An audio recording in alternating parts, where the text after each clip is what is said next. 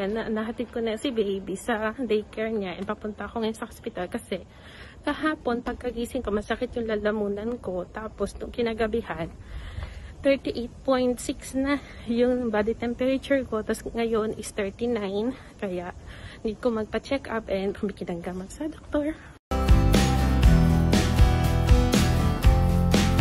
Nakauwi na ako ng bahay. Ang sakit na lalamunan ko, pati ilong ko kasi pumunta ako sa ENT nga kasi nga nagpa-check up.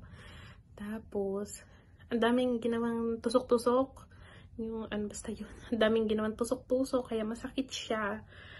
Kaya lalong sumakit din yung lalamunan ko. Pero 4 types ng gamot yung natanggap ko. So, iinumin ko daw siya umaga, tanghali, gabi after kumain. Kaya ayun. So, after no, bumili nga ako ng gamot. Tapos bumili din ako ng milk ni Rika.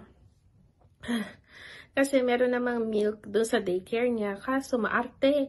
Ayaw niyang inumin. Gusto niya yung parang nakasanayan niya dito sa bahay kasi mixed feeding ako, breast milk at saka formula.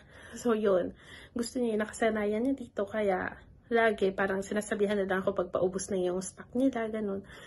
Kaya ayun, ngayon is mag-order siguro ako ng lunch kasi kagabi kumain sa labas si Kuma kasama yung kapatid niya. So alam naman siya lang yung masarap pag kinakain, kaya mag-order din ako ngayon.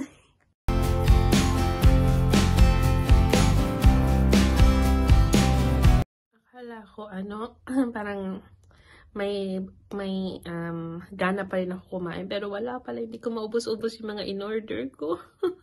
Baka yung iba gawin ko na lang siyang dinner mamaya. Kasi wala akong energy kumain, pero kailangan ko kumain kasi inom ako ng gamot.